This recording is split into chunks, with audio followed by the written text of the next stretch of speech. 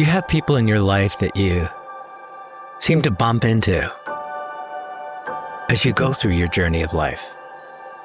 One of those for me is Arlene Dickinson. I first met Arlene many years ago. She was the CEO of this agency called Venture. I ran a shop called Capital C, and we shared Unilever as a client. And from day one, I admired Arlene for her creativity and her capability, her confidence, and this wonderful sense of humility. She's just this genuine human being. My parents just kept telling me that we should be grateful for what we had, grateful for being in the country, and we should be generous with whatever we could. And over the years, our paths crossed many times. Industry functions, conferences. We were both inducted in the inaugural Small Business Hall of Fame, Canadian Small Business Awards. And a few weeks ago, I sat at her head table as Arlene received a Lifetime Achievement Award. And her speech about Canada and why it matters not only moved me, but moved 1,000 people in that room. Canada has a social safety net that makes us all feel secure, which is what we love about this country. Healthcare systems, we have educational systems, we have a lot of things that give us protection from failure. Well, recently I had an opportunity to interview Arlene on stage at an RBC private banking conference. Everybody was so excited to see and hear from the matriarch of the Dragon's Den. You can always go higher. It is within you to go higher. And what Arlene shared about her personal journey and her lessons in life were so profound, I thought I would share them with you today. We often wait for things to happen to us in order to reinvent ourselves to what we really want to be. So let me take you to the conference floor and my live chat with the one and only Arlene Dickinson. Hi, it's Tony Chapman. Thank you for listening to Chatter That Matters, presented by RBC. If you can, please subscribe to the podcast. And ratings and reviews, well, they're always welcome and they're always appreciated. Everybody knows you as this matriarch of the den and this extraordinary individual, but I think if we rewind the clock back, what a lot of people don't realize is that you're an immigrant. Talk to me a little bit about those early days when your family blazed a trail from South Africa to probably one of the coldest parts of Canada. Yeah. Who's in South Africa and then says, let's move to Edmonton? My dad. That's who. Listen, I'm 68 years old and trust me, I would lie, but there's Wikipedia. You change it and somebody changes it right back. But when 65 years ago, when my family came here, we were literally had no money. We were a typical immigrant story of coming to Canada with $50 to our name and, the suitcases that we had with our clothes in them. It was really challenging. I mean, these were hard times, but I say now, and I've said my whole life, and I was taught to be just grateful that Canada took us in. And Canada gave us an opportunity to be all that we could be and let us, work hard and continue to excel as a result. But my dad decided to take us to Canada because South Africa was going through so many social challenges and he didn't want to raise his 3 girls there. And so we came here and we, we went first to Edmonton, then we went to Calgary. And Calgary became our home had all my children there in Calgary. And Calgary was a place where, we worked really hard to make a future for ourselves, and it was not easy. We had silk scarves for we had knit sweaters for winter coats. We didn't have anything, and the Salvation Army was where we bought our clothes. Got a lot of things second or third hand. So I didn't have a new dress, Tony, until I was 13 years old, when I had saved enough money from babysitting to be able to buy myself something. We've talked in the past, and as tough as it must have been on your parents, but everything they know is turned upside down, but you still got some powerful lessons in life. You talk very fondly about the fact that your work ethic and if you're going to make it, you make it. My mom and dad, my mother worked out of the home, which go back that many years ago, that was unusual at the time, but we didn't, again, we needed the money to be able to get by. And my parents divorced when I was 13 years old. And so again, I was a very young age. I was the first kid in my high school to come from a divorced family. But through all that, through all the changes and all the challenges, again, my parents just kept telling me that we should be grateful for what we had, grateful for being in the country, and we should be generous with whatever we could.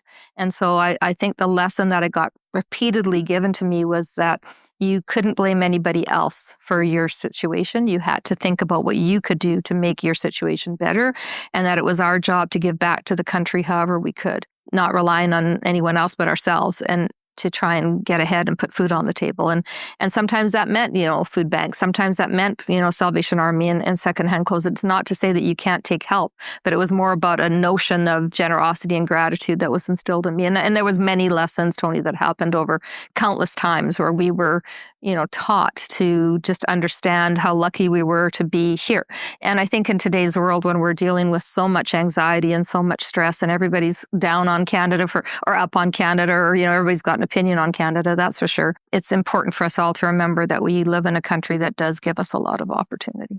And you mentioned having your kids in Calgary, and another part of your life where you really had to look in the mirror and say, who am I? Was you're 31 years old, you have 4 kids, and you're divorced and without really any education. You just wanted to be a mom.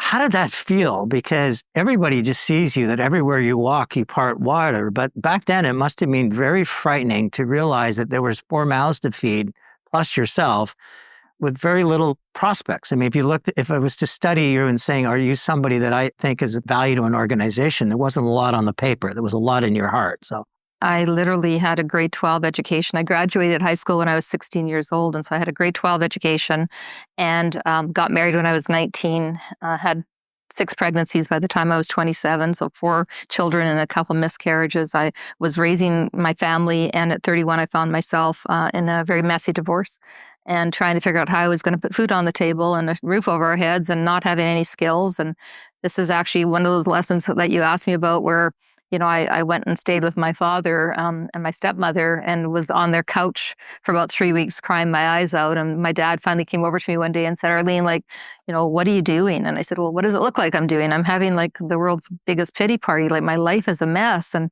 my dad looked down at me and said, Arlene, who do you think is going to get you out of this? And I looked up at him very hopefully and said, you?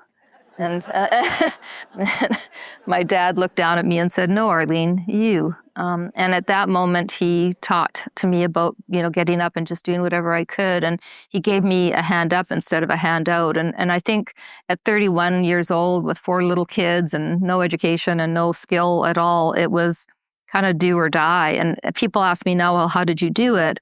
And I think the real question is, how could you not? I mean, you don't have options. There's something funny about being put against, into a corner. You either fight your way out of it or you can't give up. You have children. And so you have to figure out a way ahead. And I found marketing, Tony. Yeah. And I found marketing because I was an effective listener and you didn't really have to have any skills to be in marketing. I appreciate that. That's my...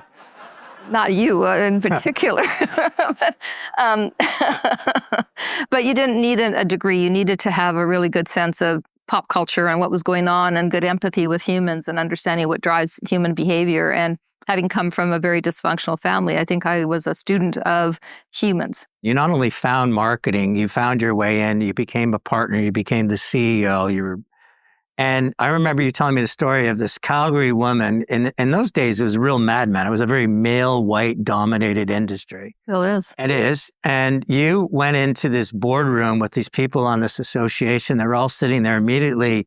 Their biases is you're this, from a place out west. And the second thing is you're a woman while you're here. And you talked about how intimidated we were, but you walked out of that meeting realizing that your relevance was more important than theirs.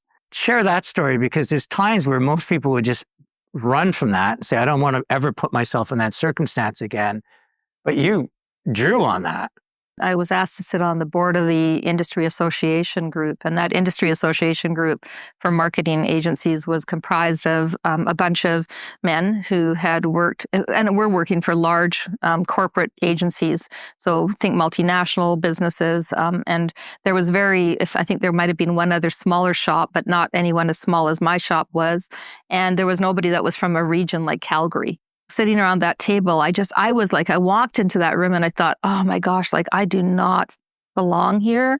I was so intimidated. I felt so inadequate. I felt, that imposter syndrome that many of us feel sometimes when we go into a place where we think we're not worthy of being at the table. And, sat around that table and everything that they were saying, I kept thinking, but you don't understand. You don't understand entrepreneurs. You don't understand how people think because they came from a place of very secure corporate jobs that didn't force them into a place of understanding how, some of their business customers were, thinking and going through. Listening to them, I was dismayed by it all, but I didn't say much because I felt like I didn't have a right to say much. And I was still young in my career. After a few meetings of that, I just kind of went to one of the fellow who was the chair, and I said, listen, I don't think I belong on this board. And he looked at me and he said, Arlene, you know why? And I said, I just don't feel like I don't think you're really listening to what has to be understood from regional shops. And he said, listen, you're always better being inside the tent than outside the tent. And I looked at him, I said, I'm going to choose to build and put up my own tent. He was quite dismayed with me, but I thought, if this is the table, I don't want to sit at it. And I went and made my own table. The last story I'll tell on this, and because I want to move to another one, is where relevance was your employees, was the Calgary flood. It wasn't losing a client that almost, in the agency world, if you lose a big client, it's very precarious because it's a service industry. As you know, if you lose a big client. But this is Mother Nature that almost took your business away. So the flood in Calgary was the largest natural disaster in Canada. Basically took away my office. And imagine, like I'm on Dragon's Den. I'm being positioned as a very successful businesswoman. I was a successful business person. But, I had multiple things going on at the time, of which one of them was my marketing agency, but I was doing many other things. But the marketing agency was what had raised me up and had given me my opportunity and was very near and dear to my heart. And the flood basically decimated the business. It took away literally everything. We lost clients. We couldn't respond to RFPs. It was really difficult. And when you're a public personality and people see you in a certain way, it's very difficult to have the fact that maybe you have a business that's about to go under be visible to the entire world, because it's not like you can hide it. Everybody would know. And I was like struggling with it. The business was struggling. I went to my banker at the time and said, listen, I think, after spending many days in bed, and I went through a very depressed time. I didn't think I could get out of bed. I felt so hopeless because here was a natural disaster, something I had no control over, something that I couldn't have prepared for. I thought finally I got out of bed because of the people that worked for me, of the clients that we had left that trusted me.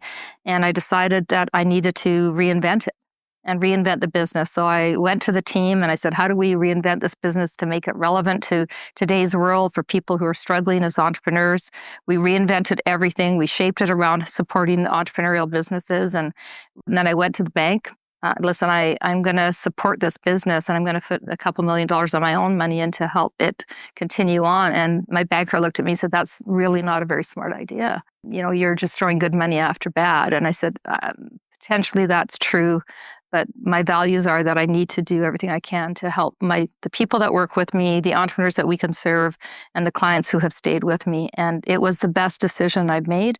As a result of that, I wrote the book Reinvention. We reinvented the business, went on to create a very large amalgamation of agencies later on through that. But it was simply because I chose to get out of bed. Like sometimes that's the hardest thing you need to do is just get yourself up. Let's talk about the Dragon's Den. And at the time, there was a peacock named Kevin O'Leary. He was the dragon and everybody else was just immaterial. And you showed up and he must have just thought this is going to be just an easy mark. And what I loved about the show is how you became almost overnight the most beloved person because you actually cared about the people that were in the Dragon's Den versus caring about how much camera time you got.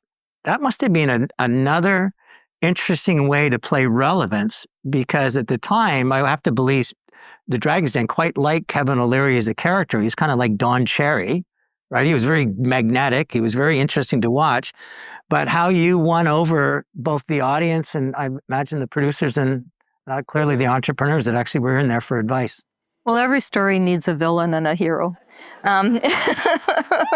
So, in fact, one of the senior executives at CBC said to me, think of it like, Snow White and the Seven Dwarfs. She said, you can name Snow White, you can name, Grumpy. Yeah. She says, and people then struggle to name all the other dwarfs. And she said, just remember that. And I thought, what a weird story to tell me. Like, what is she talking about? But I finally got it, which is like, and to me, it was just about being myself. Like, the first thing Kevin O'Leary ever said to me, which was when I was doing they brought me in for a screen test. And I didn't want to be on the show at all. I didn't want people looking at me. I didn't It's want pushed you on. Oh, my kids made me do it because they said, Mom, who watches that show anyway? Like, like, what are you worried about? Nobody's going to see you. And I thought, oh, they're right. I'm going to be like, I'll do it once. It'll be fine. And he looked at me. An entrepreneur had come out. She came out. I was really interested in what she was saying. So I was listening intently to what she was saying. And Kevin does as Kevin does, and he says something nasty to her. I'm a justice warrior. Like, I'm one of those people that don't think sometimes, but like, if I see injustice, I'm going to say something. I don't care where I am or who I'm with. And he said something nasty, and I looked at him and I said, that you didn't, need to be so mean. That's just awful. And he looked at me and said, what broom did you ride in on? We had a big fight. I left that set thinking, what a jerk. Like, I never want to be on the show again, because I took it very personally. I thought, who treats people that way? They called me and said they wanted me to do the show. And I said, what are you talking about? Like, I fought with your guy. And they said, yeah, we like that. And so again, my kid said, what are you worried about? Who's going to see you? And I went, okay, I'll do it. This is going to be my 17th season coming up here. Yeah. Wow. In the middle of it, if I remember correctly, you did take a break because you decided to give a hand up to entrepreneurs in the food business. Part of it was because of the food insecurity you felt as a kid. How would you ever imagine that now we're in a situation in a country where building our own economy is so important? So how did that come about? Because listen, you're making a lot of money. You're doing great speeches. Everything's wonderful. Most people don't reinvent themselves and seek that at the age you did. What motivated you to say this is going to be something I wanted to pursue? Well, being on the show, I don't know how many thousands of entrepreneurs I've listened to or heard their pitches. I would say between the show and off the show, maybe 10,000. I've heard so many. I've heard every type of pitch you can imagine. Time after time, I was seeing these companies come on that were in the food and beverage and health and wellness space, and they would get told by the panel that they were going to get squashed by the Unilevers and the Procter & Gambles and the large corporations because they were too small and they couldn't possibly succeed. It really stuck with me. And I kept thinking to myself, well, this is a nation. We're a nation that is like, we export some of the best raw ingredients in the world. Like, we have the best raw ingredients. And surely, there's somebody investing in this space, in the agri-food space, that I could, put my money behind. And I went to look to do that, and I couldn't find a fund that was focused on it, and which just shocked me. But there was nobody in the country that was focused on investing in early stage consumer packaged goods companies. Still today, 10 years later, there's only a couple venture capital firms that focus on it. But back then, I was 58 years old. I was seeing the opportunity. I believed that we needed to. My belief is that no stick should leave this country without value being added to it. I deeply believe that. Of course, there's resources, raw resources like, crude oil, et cetera, that will get shipped without value add. But, for the most part, we have a lot of commodity. And we shouldn't just be a commodity-based economy. We have to be a commercialized economy, a country that thinks about that last mile of commercialization. So I went and raised at 58, I decided to try and help entrepreneurs in that space and went and raised my first fund. Wow, is that hard? Especially when you go in and people are investing in tech funds because tech was so sexy, still is today. And you say, I'm going to invest in food. And they go, well, what's the return profile look like? And you say, well, it's still really good, but it's not like the same as a tech return. And so they kind of go, it's nascent, doesn't, nobody else is doing it. Nobody else is, and I just got all these no's. But what I did get was a lot of people who would see me, and they would see me because I was on TV. And so I just sold as much as I could about why this was important, and raised the first fund. We've raised $170 million so far. And that's been one of the best blessings of my life, reinventing myself as a venture capitalist, somebody who focuses on a space that I think is very important to our food security and food safety, and frankly, to our sovereignty. If we don't control our own food supply and our food chain, we do not have sovereignty. We need to have control of our food. I have to believe in your life. One of the things you feel the most reward in is helping these entrepreneurs pursue these dreams. Helping entrepreneurs, helping our country, these things, when you get to be older, you do think a lot about legacy. And you think about what is it you're leaving behind? And how do you actually make sure that your footprint is not going to get washed away by water and, by the ocean or by other forces of wind or whatever. You want to leave something that's going to be lasting more than 5 minutes. And the thought of, we've now put between the fund and my accelerator, we did an economic impact study a few years ago, and we have got $1.6 billion in impact as a result of one fund and one accelerator doing what we've done. So I'm very proud of that. I'm very proud of what we're doing for Canada to help commercialize in our food space. And I'm very proud of the team that has helped me get here. I mean, I'm just a piece of it, When we return, Arlene and I talk more about what matters to the people that matter most to you. And in her case, that's every Canadian. Maybe I'll run for politics one day. I don't know.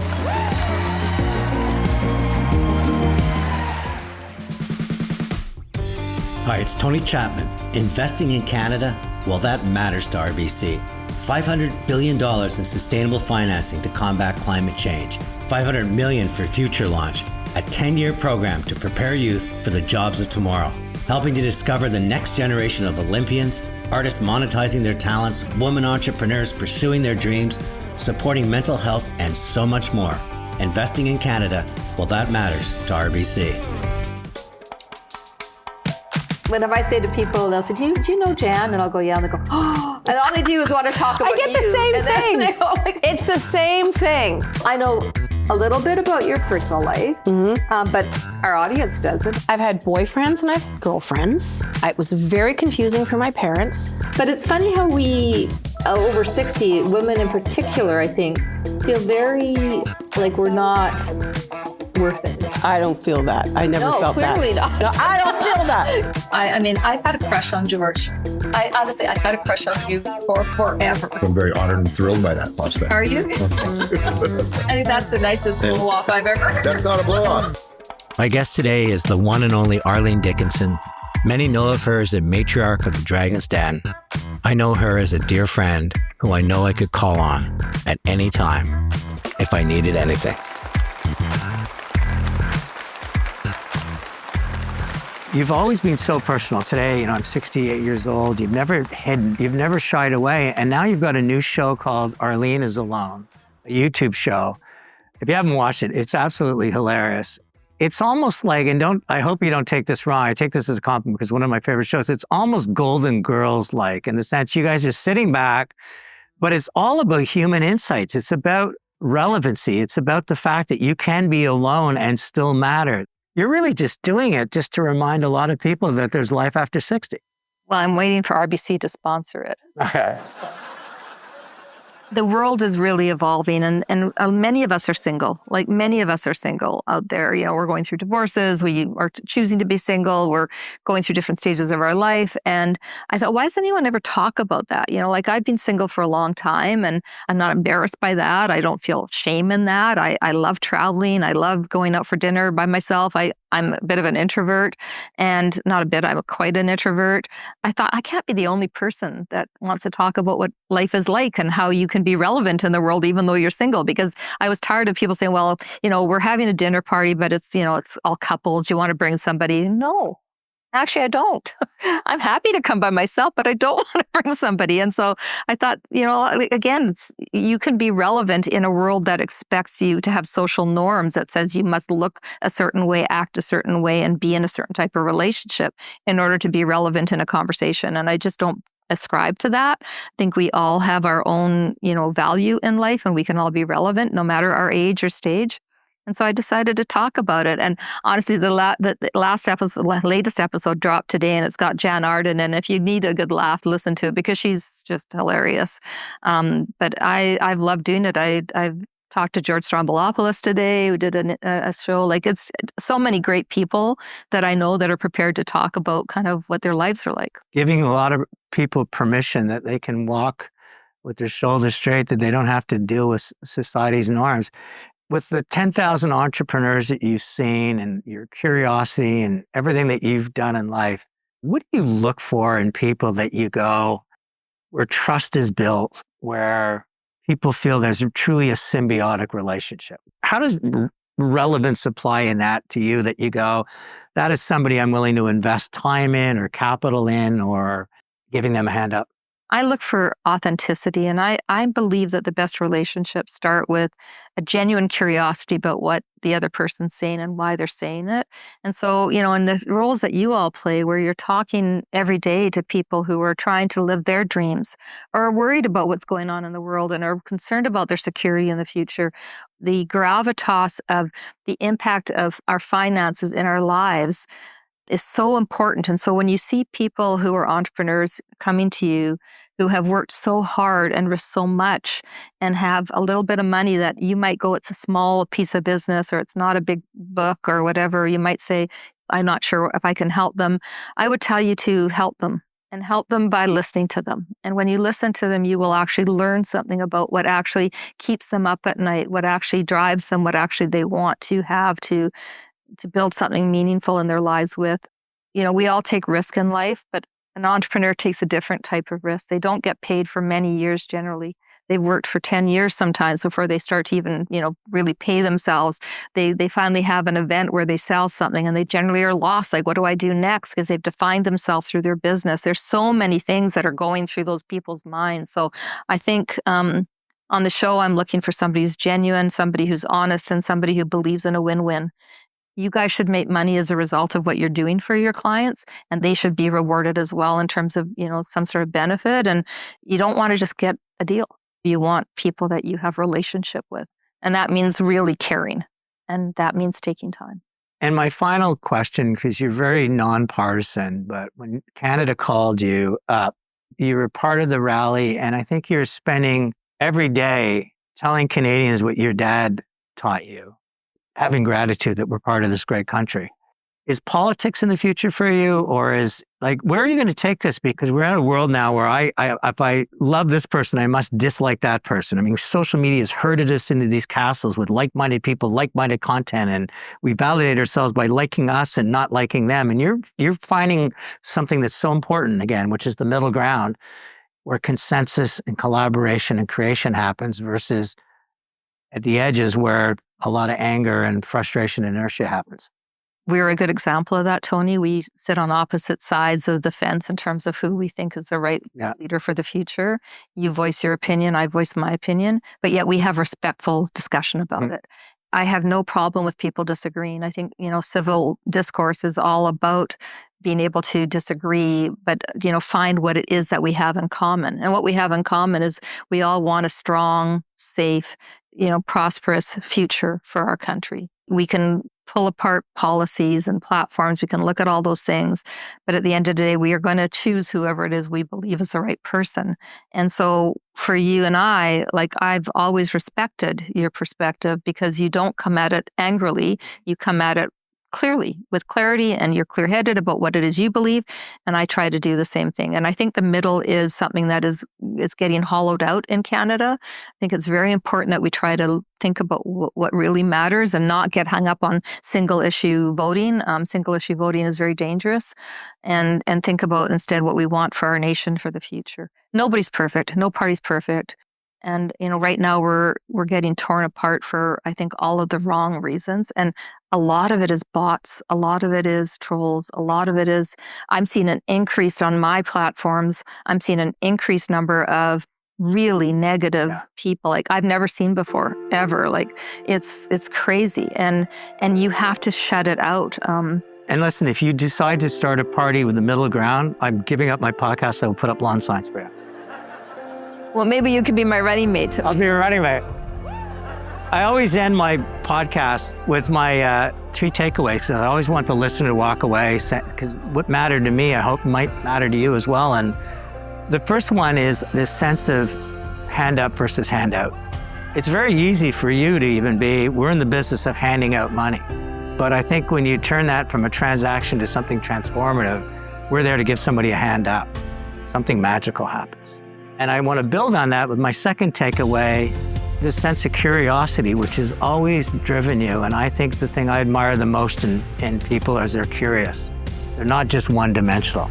I'm really interested in Arlene's point of view and why she's made a decision, because it might shape my point of view. And I think curiosity and open-minded, and I can tell you that social media is working every day to close our minds and to put blinders on us, because the longer they have you feeling negative and anxious, the more they monetize. This is why they're getting sued all over the world. This is the algorithms to keep us hooked, because humans are wired for negativity. When we have that ability to foster curiosity and open-mindedness and really care about what the other person's point of view, I think is a fantastic lesson in life. And I think the third lesson that I've always taken, because I've admired Arlene initially because we competed against each other, but all through my life, was such gratitude and empathy, willing to put your hand up and say, if I'm needed, I'll get involved. And it doesn't have to involve a paycheck. So for all of that and more, I think this wonderful, iconic Canadian deserves an extraordinary round of applause.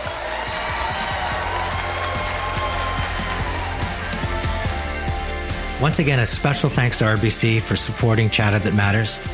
It's Tony Chapman. Thanks for listening, and let's chat soon.